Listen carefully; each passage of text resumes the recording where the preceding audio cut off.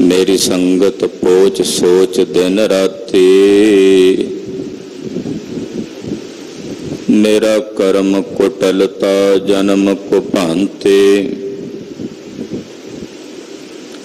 राम गोसाइया जी के जीवना। मोहे ना बिसार हो मैं जन तेरा। मेरी हरो विपत जन करो सुभाए। चरण ना छाडो शरीर कल जाए। कह रविदास परों तेरी सांभा। बेग मिलो जन कर न बिलंभा। कह रविदास परों तेरी सांभा। बेग मिलो जान कर न बिलंभा। हम अवगुण भरे एक गुण नाही। अमृत छाड़ बिख बिख खाई। माया मोह परम पै भूले। सतदारा स्यों प्रीत लगाई। एक उत्तम पंथ सुन्यो गुर संगत। तेह मिलंथ जम त्रास मिटाई। एक अरदास पाठ कीरत के। गुर रामदास रखो सरणाई। सुख हो टल गुर सेविय। अहनस सहज दर्शन परसे गुरु का। जन्म मरण दुख जाए। होवै सिफत खसंदे। नूर अरसों कुरसों चटिया। खुद डठे सच्चे पातशाह। मल जन्म जन्म दी कटिया। सजन सच्चा पातशाह हो। सिर साहांदा शाहो। जिस पास बैठिया सोहीए। सबना दा वेसाहो। सतनाम वाहिगुरु साहिब जी। सूहे महला पंजवा। जिन मोहे ब्रह्मांड खंड। ताहू मैं पाऊं। राख ले हो एह बिखई जियो। देहो अपना नाओ। जिन मोहे ब्रह्मांड खंड। ताहू मैं पाऊं। राख ले हो एह बिखई जियो। देहो अपना नाओ। रहाओ जानते नाही को सुखे। तांकै पाछे जाओ। छोड़ जाहे जो सगल को। फिर लपटाओ। करो कृपा करुणापते। तेरे हर गुण गाओ। ਨਾਨਕ ਕੀ ਪ੍ਰਭ ਬੇਨਤੀ, ਸਾਧ ਸੰਗ ਸੁਮਾਓ। ਕਰਹੁ ਕਿਰਪਾ ਕਰੁਣਾਪਤੇ, ਤੇਰੇ ਹਰ ਗੁਣ ਗਾਓ। ਨਾਨਕ ਕੀ ਪ੍ਰਭ ਬੇਨਤੀ, ਸਾਧ ਸੰਗ ਸੁਮਾਓ। ਵਾਹਿਗੁਰੂ ਜੀ ਕਾ ਖਾਲਸਾ, ਵਾਹਿਗੁਰੂ ਜੀ ਕੀ ਫਤਿਹ। ਜੁਗੋ ਜੁਗ ਅਟਲ ਸ਼ਬਦ ਗੁਰ ਪੀਰਾ ਗਹਿਰ ਗੰਭੀਰਾ। ਧੰਨ ਧੰਨ ਆਦਿ ਗੁਰੂ ਸ੍ਰੀ ਗੁਰੂ ਗ੍ਰੰਥ ਸਾਹਿਬ ਜੀ ਮਹਾਰਾਜ। ਦਇਆ ਨਿਧ ਗਰੀਬ ਨਵਾਜ ਸਤਿਗੁਰਾਂ ਦੇ ਪਾਵਨ ਪਵਿੱਤਰ ਚਰਨ ਕਮਲਾਂ 'ਚ ਅੰਮ੍ਰਿਤ ਵੇਲੇ ਤੋਂ ਹਾਜ਼ਰੀਆਂ ਭਰ ਰਹੇ ਗੁਰੂ ਸਵਰੂਪ ਗੁਰੂ ਖਾਲਸਾ ਸਾਧ ਸੰਗਤ ਜੀਓ। ਪੂਰਬਲੇ ਜਨਮਾਂ ਦੇ ਕੀਤੇ ਚੰਗੇ ਕਰਮ ਅੰਕੁਰਿਤ ਹੋਏ ਨੇ, ਫਲੀਭੂਤ ਹੋਏ ਹਨ। ਪੂਰਬ ਕਰਮ ਅੰਕੁਰ ਜਬ ਪ੍ਰਗਟਿਓ, ਹਰ ਭੇਟਿਓ ਪੁਰਖ ਰਸਕ ਬੈਰਾਗੀ। ਕਿ ਗੁਰੂ ਚਰਨਾਂ 'ਚ ਜੁੜ ਕੇ ਸਤਿਗੁਰਾਂ ਦੀ ਪਵਿੱਤਰ ਤੁਰਕੀ ਬਾਣੀ, ਕਲਯੁਗ ਮੈਂ ਕੀਰਤਨ ਪ੍ਰਧਾਨਾ, ਗੁਰਮੁਖ ਜਪੀਐ ਲਾਏ ਧਿਆਨਾ। ਸ੍ਰੀ ਆਸਾ ਜੀ ਦੀ ਵਾਰ ਦੇ ਸ਼ਬਦ ਕੀਰਤਨ ਆਪ ਜੀ ਨੇ ਸਰਵਣ ਕੀਤੇ ਹਨ। ਗੁਰਬਾਣੀ ਦੀ ਪਾਵਨ ਕਥਾ ਜੋ ਆਸਾ ਜੀ ਦੀ ਵਾਰ ਦੇ ਕੀਰਤਨ ਤੋਂ ਉਪਰੰਤ ਮਰਜ਼ਾਦਾ ਹੈ ਗੁਰੂ ਘਰ ਦੀ, ਕਰਨ ਤੇ ਸੁਣਨ ਲਈ ਆਪਾਂ ਸਾਰੇ ਗੁਰੂ ਚਰਨਾਂ 'ਚ ਜੁੜ ਬੈਠੇ ਹਾਂ। ਪੰਜਵੇਂ ਪਾਤਸ਼ਾਹ ਧੰਨ ਸ੍ਰੀ ਗੁਰੂ ਅਰਜਨ ਦੇਵ ਸਾਹਿਬ ਜਗਤਨਾਥ ਅੱਜ ਦੇ ਪਵਿੱਤਰ ਸ੍ਰੀ ਮੁਖ ਵਾਕ ਦੀ ਦਾਤ ਸਾਨੂੰ ਸਾਰਿਆਂ ਨੂੰ ਬਖਸ਼ਿਸ਼ ਕਰ ਰਹੇ ਨੇ।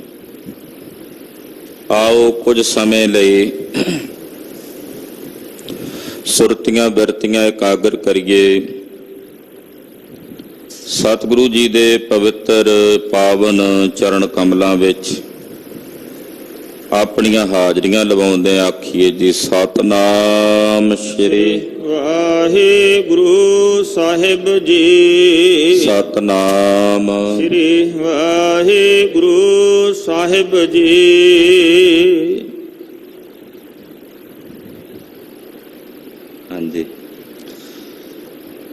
ਸੋਹੇ ਮਹਲਾ ਪੰਜਵਾ, ਜਿਨ ਮੋਹੇ ਬ੍ਰਹਮੰਡ ਖੰਡ, ਤਾਹੂ ਮੈਂ ਪਾਉ। ਧੰਨ ਗੁਰੂ ਅਰਜਨ ਦੇਵ ਸਾਹਿਬ ਸੋਹੀ ਰਾਗ ਵਿੱਚ ਪਾਵਨ ਅੰਮ੍ਰਿਤ ਬਚਨ ਉਚਾਰਨ ਕਰਕੇ ਉਪਦੇਸ਼ ਬਖਸ਼ਦੇ ਹਨ। ਵਾਹਿਗੁਰੂ ਪਰਮੇਸ਼ਰ ਦੀ ਪ੍ਰਬਲ ਮਾਇਆ ਸਾਰੇ ਜਗਤ ਵਿੱਚ ਵਿਆਪਕ ਹੈ।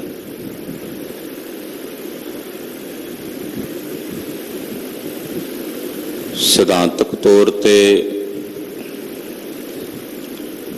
ਮਾਇਆ ਉਸ ਨੂੰ ਕਹਿੰਦੇ ਹਨ ਜੋ ਨਹੀਂ ਹੈ ਪਰ ਫਿਰ ਵੀ ਦਿਸ ਰਹੀ ਹੈ ਨਹੀਂ ਪਰ ਦਿਸ ਰਹੀ। ਇਹਦੇ ਲਈ ਰਜੂ ਸਰਪ ਦੀ ਉਦਾਹਰਣ ਦਿੱਤੀ ਜਾਂਦੀ ਹੈ। ਰੱਸੀ ਵਿੱਚ ਸੱਪ ਨਹੀਂ ਹੈ ਪਰ ਭਰਮ ਕਰਕੇ ਉਹ ਰੱਸੀ ਸੱਪ ਪ੍ਰਤੀਤ ਹੋ ਰਹੀ ਹੈ। ਹੁਣ ਉਹ ਸੱਪ ਉੱਥੇ ਹੈ ਨਹੀਂ ਪਰ ਫਿਰ ਵੀ ਦਿਸ ਰਿਹਾ ਹੈ। ਬਸ ਇਹੀ ਸਰੂਪ ਮਾਇਆ ਦਾ। ਇਹ ਸੰਸਾਰ ਅਨਿਤ ਹੈ, ਪਰਮਾਤਮਾ ਦੇ ਅਕਾਲ ਪੁਰਖ ਦੇ ਆਸ਼ਰਿਤ ਇਹ ਨਜ਼ਰ ਆ ਰਿਹਾ ਹੈ। ਅਸਲੀਅਤ ਵਿੱਚ ਨਹੀਂ ਹੈ ਪਰ ਫਿਰ ਵੀ ਦਿਸ ਰਿਹਾ ਹੈ। ਇਸ ਕਰਕੇ ਸਾਰਾ ਸੰਸਾਰ ਮਾਇਆ। ਔਰ ਗੁਰਦੇਵ ਇਸ ਮਾਇਆ ਦਾ ਵਰਣਨ ਕਰਦਿਆਂ ਕਹਿੰਦੇ ਹਨ, ਇਨ ਮਾਇਆ ਜਗਦੀਸ਼ ਗੁਸਾਈ ਤੁਮਰੇ ਚਰਨ ਵਿਸਾਰੇ।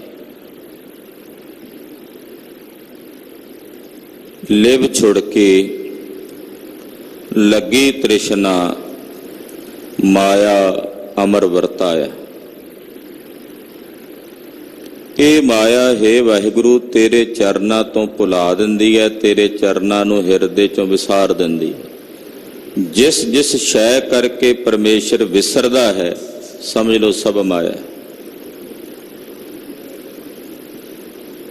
ਮੋਟੀ ਜੀ ਪਰਿਭਾਸ਼ਾ ਕਿ ਜਿਸ ਕੰਮ ਦੇ ਕੀਤਿਆਂ, ਜਿਸ ਤਰ੍ਹਾਂ ਦੀ ਸੋਚ ਸੋਚਿਆ, ਜਿਸ ਤਰ੍ਹਾਂ ਦੇ ਸੰਸਾਰ ਦਾ ਕੋਈ ਵੀ ਐਸਾ ਕਾਰਜ ਹੈ ਜਿਸ ਨੂੰ ਕਰਦਿਆਂ ਹੋਇਆਂ ਪਰਮਾਤਮਾ ਭੁੱਲ ਜਾਏ, ਪਰਮੇਸ਼ਰ ਵਿਸਰ ਜਾਏ, ਉਹ ਮਾਇਆ।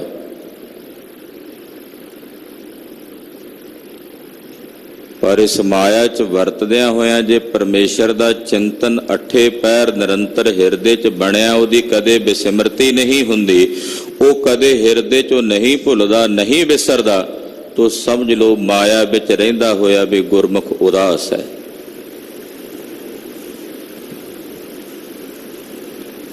ਰਾਜੇ ਜਨਕ ਦੀ ਉਦਾਹਰਣ ਭਾਈ ਸਾਹਿਬ ਭਾਈ ਗੁਰਦਾਸ ਜੀ ਆਪਣੀ 10ਵੀਂ ਵਾਰ 'ਚ ਦਿੰਦੇ ਨੇ। ਭਗਤ ਵੱਡਾ ਰਾਜਾ ਜਨਕ ਹੈ, ਗੁਰਮੁਖ ਮਾਇਆ ਵਿੱਚ ਉਦਾਸੀ। ਰਹਿੰਦਾ ਮਾਇਆ ਵਿੱਚ, ਰਾਜਾ ਹੈ ਬੜਾ ਵੱਡਾ, ਪਰ ਫਿਰ ਵੀ ਹਿਰਦੇ 'ਚ ਉਦਾਸੀ ਹੈ, ਉਪਰਾਮਤਾ ਹੈ। ਉਸ ਮਾਇਆ ਕਰਕੇ ਰੱਬ ਨਹੀਂ ਵਿਸਰਿਆ ਹੋਇਆ, ਰੱਬ ਦਾ ਚਿੰਤਨ ਹਿਰਦੇ 'ਚ ਬਣਿਆ ਹੋਇਆ।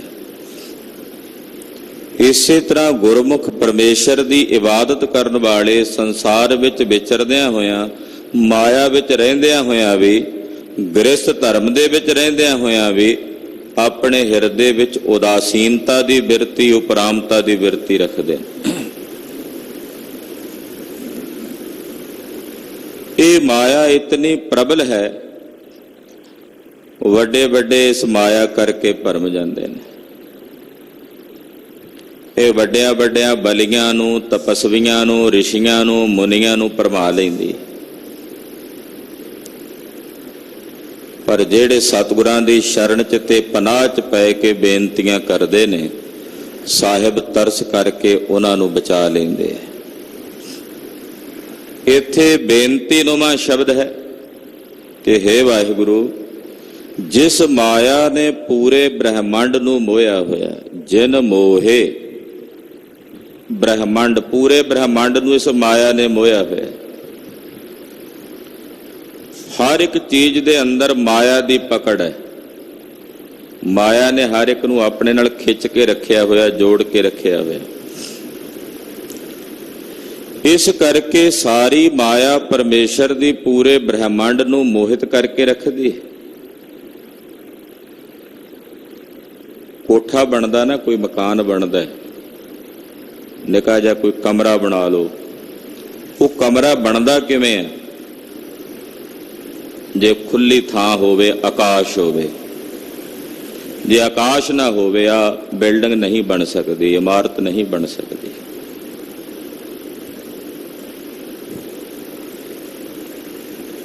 ਕਿਸੇ ਵੀ ਮਕਾਨ ਨੂੰ ਬਣਾਉਣ ਵਾਸਤੇ ਖੁੱਲਾ ਆਕਾਸ਼ ਚਾਹੀਦਾ, ਤਦੇ ਉੱਪਰ ਨੂੰ ਬਿਲਡਿੰਗ ਉੱਠੇਗੀ, ਛੱਤ ਪਵੇਗਾ। ਆਕਾਸ਼ ਨਹੀਂ ਹੈ ਤਾਂ ਬਿਲਡਿੰਗ ਨਹੀਂ ਬਣ ਸਕਦੀ। ਵੇਖੋ ਹੈਰਾਨੀ ਕੈਸੀ ਹੈ। ਕੋਠਾ ਬਣ ਗਿਆ ਇੱਕ, ਮੰਨ ਲਓ ਕਿਸੇ ਨੇ ਇੱਕ ਕਮਰਾ ਬਣਾਇਆ, ਬਣ ਗਿਆ, ਬਣਿਆ ਆਕਾਸ਼ ਕਰਕੇ ਹੀ ਹੈ। ਆਕਾਸ਼ ਹੈ ਤਾਂ ਬਣਿਆ। ਉਹ ਬਣਨ ਤੋਂ ਬਾਅਦ ਮੁੜ ਕੇ ਜਿਹੜਾ ਉਸ ਕੋਠੇ ਦੇ ਵਿੱਚ ਖਾਲੀ ਜਗ੍ਹਾ, ਉਹਨੂੰ ਕਹਿੰਦੇ ਨੇ ਮਠਾ ਆਕਾਸ਼। ਉਹ ਕੋਠਾ ਆਕਾਸ਼ ਵਿੱਚੋਂ ਬਣ ਕੇ ਹੀ ਆਕਾਸ਼ ਨੂੰ ਢੱਕ ਲੈਂਦਾ। ਆਖੋ ਸਤਿਨਾਮ ਸੇ। ਬਣਿਆ ਆਕਾਸ਼ ਵਿੱਚ ਹੀ, ਮੁੜ ਕੇ ਆਕਾਸ਼ ਨੂੰ ਹੀ ਢੱਕ ਕੇ ਉਹਨੇ ਆਪਣੇ ਅੰਦਰ ਜੋੜ ਲਿਆ। ਪਤਾ ਹੀ ਨਹੀਂ ਲੱਗਣ ਦਿੰਦਾ ਵੀ ਅੰਦਰ ਆਕਾਸ਼ ਹੈ। ਆਕਾਸ਼ ਨਾ ਹੁੰਦਾ ਤੇ ਉਹਦੀ ਹੋਂਦ ਨਹੀਂ ਸੀ। ਆਕਾਸ਼ ਕਰਕੇ ਉਹਦੀ ਹੋਂਦ ਹੋਈ ਬਣਨ ਤੋਂ ਬਾਅਦ ਮੁੜ ਕੇ ਆਕਾਸ਼ ਨੂੰ ਹੀ ਢੱਕ ਲਿਆ। ਪਰਮਾਤਮਾ ਕਰਕੇ ਉਸ ਦੀ ਮਾਇਆ ਪੈਦਾ ਹੋਈ। ਅਗਰ ਪਰਮਾਤਮਾ ਨਹੀਂ ਤੇ ਮਾਇਆ ਵੀ ਨਹੀਂ। ਪਰਮਾਤਮਾ ਦੇ ਆਸ਼ਰਿਤ ਤੇ ਮਾਇਆ ਪੈਦਾ ਹੋਈ। ਹੈਰਾਨੀ ਹੈ, ਉਸੇ ਤੋਂ ਪੈਦਾ ਹੋ ਕੇ ਮੁੜ ਕੇ ਉਸੇ ਨੂੰ ਢੱਕ ਲੈਂਦੀ ਹੈ।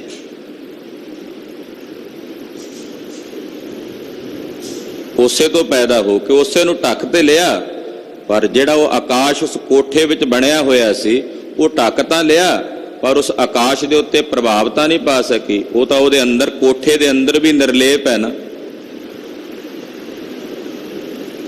ਬਸ ਇਹੀ ਥਿਊਰੀ ਹੈ। ਪ੍ਰਭੂ ਦੇ ਆਸ਼ਰਿਤ ਤੇ ਮਾਇਆ ਪੈਦਾ ਹੁੰਦੀ ਹੈ, ਔਰ ਮਾਇਆ ਕਰਕੇ ਸਾਡੇ ਸਰੀਰਾਂ ਰੂਪੀ ਕੋਠੇ ਪੈਦਾ ਹੁੰਦੇ ਹੈ। ਤੇ ਸਰੀਰਾਂ ਰੂਪੀ ਦਾ ਕੋਠਿਆਂ ਦੇ ਅੰਦਰ ਵੀ ਆਕਾਸ਼ ਹੈ, ਪਰ ਉਹ ਚਾਰ ਦੀਵਾਰੀ ਜਿਹੜੀ ਆ ਸਰੀਰ ਦੀ ਬਣੀ ਹੋਈ ਹੈ, ਇੰਦਰੀਆਂ ਦੀ ਬਣੀ ਹੋਈ ਹੈ, ਪੰਜ ਕੋਸ਼ਾਂ ਦੀ ਬਣੀ ਹੋਈ ਹੈ, ਇਹ ਸਾਡੇ ਅੰਦਰ ਦੀ ਉਸ ਆਤਮਾ ਰੂਪੀ ਆਕਾਸ਼ ਨੂੰ ਢੱਕ ਲੈਂਦੀ ਹੈ। ਸਾਧਨਾ ਕੀ ਕਰਦੀ ਹੈ? ਜਦੋਂ ਅਸੀਂ ਧਰਮ ਦੇ ਮਾਰਗ ਤੇ ਚੱਲਦੇ ਹਾਂ, ਗੁਰੂ ਸ਼ਰਨ 'ਚ ਪੈਂਦੇ ਹਾਂ, ਤਾਂ ਸਤਿਗੁਰੂ ਜੀ ਸਹਿਜੇ ਸਹਿਜੇ ਸਾਡੇ ਨਾਲ ਪਰਦਿਆਂ ਨੂੰ ਦੂਰ ਕਰਦੇ ਨੇ। ਸਰੀਰ ਦਾ ਪਰਦਾ, ਫਿਰ ਪ੍ਰਾਣਮੈ ਕੋਸ਼, ਅੰਨਮੈ ਕੋਸ਼, ਵਿਗਿਆਨਮੈ ਕੋਸ਼, ਮਨੋਮੈ, ਉਹਨਾਂ ਸਾਰਿਆਂ ਕੋਸ਼ਾਂ ਦੇ ਪਰਦਿਆਂ ਨੂੰ ਲਾਉਂਦਿਆਂ ਆਤਮਾ ਦੇ ਸਰੂਪ ਦਾ ਸਾਖਸ਼ਾਤਕਾਰ ਕਰਾ ਦਿੰਦੇ। ਪਰ ਇਹ ਸਮਰੱਥਾ ਕੇਵਲ ਗੁਰੂ ਕੋਲ ਹੈ। ਗੁਰੂ ਬਿਨਾ ਨਹੀਂ ਹੋ ਸਕਦਾ। ਗੁਰ ਬਿਨ ਘੋਰ ਅੰਧਾਰ। ਹੇ ਵਾਹਿਗੁਰੂ, ਜਿਸ ਮਾਇਆ ਨੇ ਪੂਰੇ ਬ੍ਰਹਿਮੰਡ ਨੂੰ ਮੋਹਿਆ ਹੋਇਆ, ਪੂਰੇ ਖੰਡਾਂ ਨੂੰ ਮੋਹਿਆ ਹੋਇਆ, ਤੇ ਮੈਂ ਮੁੜ ਕੇ ਆਪਣੇ ਆਪ ਨੂੰ ਉਸੇ ਚ ਪਾ ਰਿਹਾ। ਤਾਹੂ ਮਹਿ ਪਾਓ, ਉਹਦੇ ਵਿੱਚ ਆਪਣੇ ਆਪ ਨੂੰ ਮੁੜ ਕੇ ਪਾ ਰਿਹਾ। ਜਾਣਦਾ ਵੀ ਹੈ ਸਭ ਮਾਇਆ, ਪਰ ਮੁੜ ਕੇ ਫਿਰ ਇਸੇ ਵੱਲ ਖਿੱਚਿਆ ਜਾ ਰਿਹਾ, ਇਸੇ ਵੱਲ ਹੀ ਆਕਰਸ਼ਿਤ ਹੋ ਰਿਹਾ। ਮੁੜ ਕੇ ਫਿਰ ਬਿਰਤੀ ਬਾਹਰ ਮੁਖੀ ਹੁੰਦੀ ਹੈ, ਔਰ ਇਸੇ ਵਿੱਚ ਹੀ ਖਚਤ ਹੋ ਰਿਹਾ। ਹਾਂ, ਰਾਖ ਲਿਓ ਇਹ ਬਿਖਈ ਜੀਓ, ਦੇਹੋ ਆਪਣਾ ਨਾਓ। ਬੇਨਤੀ ਕਰੋ। ਕਿਵੇਂ? हे ਪ੍ਰਭੂ, ਮੈਂ ਵਿਸ਼ਈ ਜੀਵ ਹਾਂ। ਵਿਸ਼ਈ, ਇਤਨਾ ਵਿਸ਼ਈ ਕਿ ਬਿਖੈ ਬਿਖੈ ਕੀ ਬਾਸ਼ਨਾ, ਤਜੀ ਨਹਿ ਜਾਈ ਅਨਕ ਜਤਨ ਕਰ ਰਾਖੀਐ, ਫਿਰ ਲਪਟਾਈ। ਇੰਨਾ ਵਿਸ਼ਈ ਹੈ। ਇੱਕ ਵਿਸ਼ਾ ਛੱਡਾਂ ਤੇ ਦੂਜਾ, ਦੂਜਾ ਵਿਸ਼ਾ ਛੱਡਾਂ ਤੇ ਤੀਜਾ, ਤੀਜੇ ਨੂੰ ਛੱਡਾਂ ਤੇ ਚੌਥਾ, ਚੌਥੇ ਨੂੰ ਛੱਡਾਂ ਤੇ ਪੰਜਵਾਂ, ਪੰਜਵੇਂ ਨੂੰ ਛੱਡਾਂ ਤੇ ਫਿਰ ਪਹਿਲਾ ਆ ਜਾਂਦਾ। ਪੰਜ ਵਿਸ਼ੇ ਨੇ। ਅੱਖਾਂ ਦਾ ਵਿਸ਼ਾ ਹੈ ਵੇਖਣਾ, ਕੰਨਾਂ ਦਾ ਵਿਸ਼ਾ ਹੈ ਸੁਣਨਾ, ਜ਼ੁਬਾਨ ਦਾ ਵਿਸ਼ਾ ਹੈ ਸਵਾਦ ਨੂੰ ਚਖਣਾ, ਨਾਸਕਾ ਦਾ ਵਿਸ਼ਾ ਹੈ ਸੁੰਘਣਾ, ਚਮੜੀ ਦਾ ਵਿਸ਼ਾ ਹੈ ਸਪਰਸ਼ ਕਰਨਾ। ਇਹ ਪੰਜ ਗਿਆਨ ਇੰਦਰੀਆਂ ਨੇ, ਔਰ ਪੰਜ ਇਹਦੇ ਵਿਸ਼ੇ ਨੇ। ਅੱਖਾਂ ਨਾਲ ਵੇਖਦਾ ਹਾਂ, ਅੱਖਾਂ ਤੋਂ ਵੇਖਣ ਤੋਂ ਬਾਅਦ ਕਦੇ ਮਨ ਕਰੇ ਤੇ ਕੰਨਾਂ ਨਾਲ ਸੁਣਨ ਲੱਗ ਪੈਣਾ। ਸੁਣਦਿਆਂ ਰਸ ਵਾਲੀਆਂ ਗੱਲਾਂ, ਨਿੰਦਾ ਚੁਗਲੀ ਦੀਆਂ ਗੱਲਾਂ, ਜਦੋਂ ਕਿਤੇ ਮਨ ਕਰੇ ਵੀ ਹੁਣ ਸੁਣਨਾ ਨਹੀਂ, ਫਿਰ ਜ਼ੁਬਾਨ ਤੋਂ ਬੋਲਣਾ ਸ਼ੁਰੂ ਕਰ ਦਿੰਦਾ, ਸਵਾਦ ਚੱਖਣੇ ਸ਼ੁਰੂ ਕਰ ਦਿੰਦਾ। ਆਹ ਵੀ ਖਾ ਲਓ, ਆਹ ਵੀ ਖਾ ਲਓ। ਸਵਾਦਾਂ ਦੇ ਵਿੱਚ ਰਸਨਾ ਜਿਹੜੀ ਉੱਥੇ ਉਲਝ ਜਾਂਦੀ ਹੈ। ਚਮੜੀ ਸਪਰਸ਼ ਦੀ ਇੱਛਾ ਰੱਖਦੀ ਹੈ, ਨਾਸਕਾ ਸੁਗੰਧੀ। ਮਹਾਰਾਜ ਇਹਨਾਂ ਪੰਜੇ ਵਿਸ਼ਿਆਂ ਵਿੱਚ ਵਾਰੀ ਕਰਕੇ ਲੰਪਟ ਹੋ ਰਿਹਾ। ਇੱਕ ਜੀਵ ਦੇ ਵਿੱਚ ਇੱਕ ਵਿਸ਼ਾ ਹੁੰਦਾ ਤੇ ਉਹਦੀ ਕੀ ਦੁਰਦਸ਼ਾ ਹੁੰਦੀ ਹੈ, ਭਗਤ ਜੀ ਦੱਸਦੇ ਆ। ਹਿਰਨ ਵਿੱਚ ਕੇਵਲ ਇੱਕੋ ਵਿਸ਼ਾ ਹੈ ਸੁਣਨ ਦਾ। ਘੰਡੇ ਹੇੜੇ ਦੀ ਆਵਾਜ਼ ਸੁਣਦਿਆਂ ਸ਼ਿਕਾਰੀ ਕੋਲ ਜਾਂਦਾ, ਆਪਣਾ ਸਿਰ ਦੇ ਦਿੰਦਾ, ਮਰ ਜਾਂਦਾ। ਮੱਛੀ ਕੋਲ ਕੇਵਲ ਇੱਕੋ ਵਿਸ਼ਾ ਹੈ ਜ਼ੁਬਾਨ ਦਾ ਸਵਾਦ। ਸਵਾਦ ਕਰਕੇ ਜਦੋਂ ਕੁੰਡੀ ਨੂੰ ਮੂੰਹ ਵਿੱਚ ਨਿਗਲਦੀ ਹੈ, ਉਹਦੇ ਤੇ ਲੱਗਾ ਮਾਸ ਖਾਣ ਲਈ, ਤੇ ਮਰ ਜਾਂਦੀ ਹੈ। ਪਤੰਗੇ ਕੋਲ ਕੇਵਲ ਇੱਕੋ ਵਿਸ਼ਾ ਹੈ ਵੇਖਣ ਦਾ। ਉਹ ਜਦੋਂ ਅੱਗ ਦੀ ਲਾਟ ਨੂੰ, ਦੀਵੇ ਦੀ ਲਾਟ ਨੂੰ ਵੇਖਦਾ, ਭੱਜ ਕੇ ਕੋਲ ਜਾਂਦਾ, ਸੜ ਮੁੰਦਾ। ਹਾਥੀ ਵਿੱਚ ਇੱਕੋ ਵਿਸ਼ਾ ਹੈ ਕੇਵਲ ਸਪਰਸ਼ ਦਾ। ਕਾਗਜ਼ਾਂ ਦੀ ਹੱਥਣੀ ਵੇਖ ਕੇ ਜਦੋਂ ਕਾਮਬਸ ਹੋ ਕੇ ਉਹਦੇ ਵੱਲ ਦੌੜਦਾ, ਟੋਏ 'ਚ ਡਿੱਗਦਾ, ਸ਼ਿਕਾਰੀ ਫੜ ਲੈਂਦੇ ਨੇ। ਸਾਰੀ ਜ਼ਿੰਦਗੀ ਗੁਲਾਮੀ 'ਚ ਕੱਟਦਾ। ਭੌਰੇ ਵਿੱਚ ਇੱਕੋ ਵਿਸ਼ਾ ਹੈ ਕੇਵਲ ਸੁਗੰਧੀ ਦਾ। ਉਹ ਸਾਰਾ ਦਿਨ ਕਮਲ ਦੇ ਫੁੱਲ ਦੇ ਉੱਤੇ ਉਸੇ ਨੱਕ ਦੀ ਵਾਸ਼ਨਾ ਕਰਕੇ ਬੱਧਾ ਰਹਿੰਦਾ ਹੈ, ਸ਼ਾਮ ਨੂੰ ਉਸੇ ਕਮਲ ਦੇ ਫੁੱਲ 'ਚ ਕੈਦ ਹੁੰਦਾ ਤੇ ਮਰ ਜਾਂਦਾ। ਇੱਕ ਇੱਕ ਵਿਸ਼ੇ ਨੇ ਇਹਨਾਂ ਪੰਜਾਂ ਜੀਵਾਂ ਦਾ ਨਾਸ਼ ਕੀਤਾ ਹੈ। ਹੇ ਪ੍ਰਭੂ, ਸਾਡੇ ਵਿੱਚ ਤਾਂ ਕੱਲੇ ਜੀਵ ਦੇ ਵਿੱਚ ਪੰਜ ਪੰਜ ਵਿਸ਼ੇ ਨੇ, ਸਾਡੀ ਕੀ ਦਸ਼ਾ ਹੋਵੇਗੀ। ਮ੍ਰਿਗ, ਮੀਨ, ਭਿਰਿੰਗ, ਪਤੰਗ, ਕੂੰਚਰ, ਏਕ ਦੋਖ ਬਿਨਾਸ਼, ਪੰਚ ਦੋਸ਼ ਅਸਾਧ ਜਾਮਹਿ ਤਾਕੀ ਕੇਤਕ ਆਸ। ਹੇ ਵਾਹਿਗੁਰੂ, ਸਾਡੀ ਕੀ ਦਸ਼ਾ ਹੋਵੇਗੀ, ਸਾਡੇ 'ਚ ਤਾਂ ਪੰਜੇ ਹੀ ਨੇ। ਇਸ ਕਰਕੇ ਤੁਸੀਂ ਕਿਰਪਾ ਕਰੋ, ਮੇਰੇ ਕੋਲੋਂ ਨਹੀਂ ਛੱਡ ਹੁੰਦੇ। ਇਹ ਵਿਸ਼ੇ ਦੀ ਵਾਸ਼ਨਾ ਮੈਂ ਨਹੀਂ ਤਜ ਸਕਦਾ, ਤੁਸੀਂ ਕਰੋ ਕਿਰਪਾ, ਦਇਆ ਕਰੋ, ਮੈਨੂੰ ਰੱਖ ਲਓ ਮਹਾਰਾਜ, ਮੈਂ ਵਿਸ਼ਈ ਹਾਂ। ਰਾਖ ਲਿਓ ਇਹੋ ਬਿਖਈ ਜੀਓ, ਮਹਾਰਾਜ ਮੈਂ ਵਿਸ਼ਈ ਜੀਵ ਹਾਂ ਤੇ ਰੱਖ ਲਓ ਮੈਨੂੰ ਆਪਣੀ ਸ਼ਰਨ ਵਿੱਚ। ਤੇ ਕਿਵੇਂ ਰੱਖੋ?